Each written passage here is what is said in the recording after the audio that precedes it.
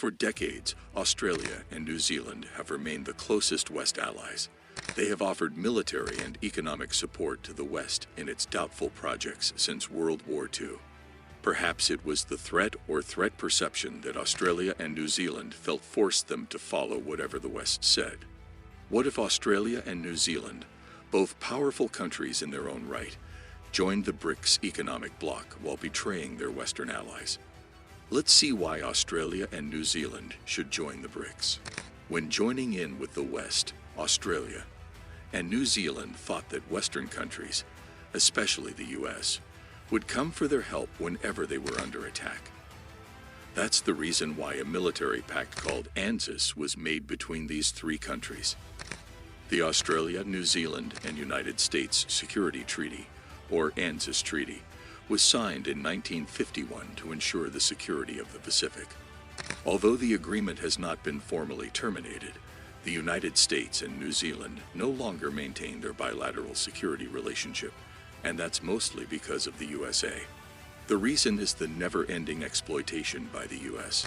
In every war and conflict that erupted in the US, Australia, and New Zealand behaved as US proxies in the Vietnam, Korean, and Gulf Wars. After this, the Western countries came to know that there were two countries that could do anything they were ordered to do. But still, no matter what happened, Australia and New Zealand remained the West's allies, but not anymore. There is a clear indication within Australia and New Zealand's top leadership about quitting and betraying the West's bloc forever and joining the BRICS. Leaders have witnessed decades of exploitation in return for nothing. They know how the West has always tried to keep them dependent on them instead of allowing them to grow independently. Now Australia and New Zealand do not want more of that. Hence, they have decided to join an alliance emphasizing equal status with the BRICS.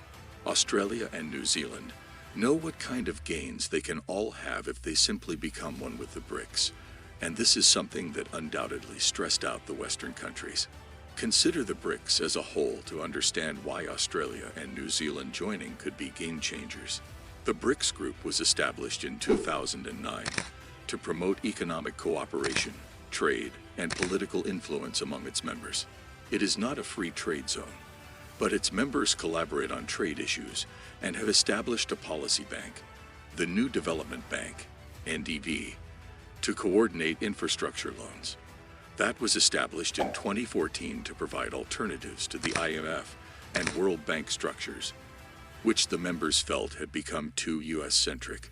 China established the Asian Infrastructure Investment Bank, AIIB, around the same time for largely the same reasons, and to provide alternative financing to that provided by the IMF and World Bank, which were perceived to impose political reform policies designed to assist the United States in exchange for loans. Both the NDB and AIIB banks have AAA ratings and are capitalized to the tune of $100 billion. Each of the 5 members owns an equal number of NDB bank shares.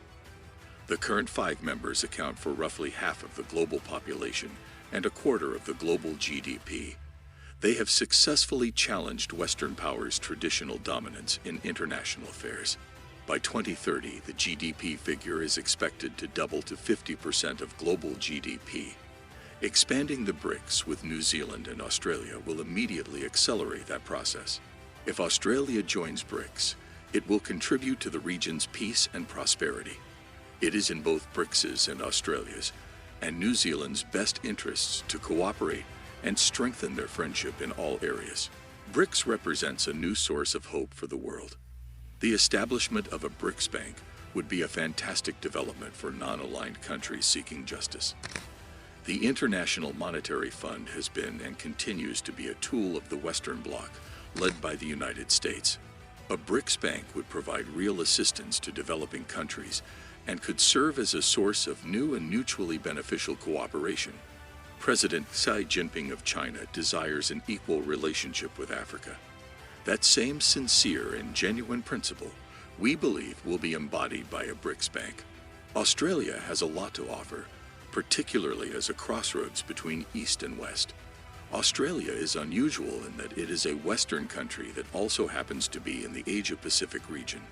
Australia and New Zealand should sign a non-aggression pact with both China and the United States to avoid becoming embroiled in new developments. The Asian century must be a century of cooperation. New Zealand and Australia's membership in BRICS would make cooperation in the Asia-Pacific region more mutually beneficial.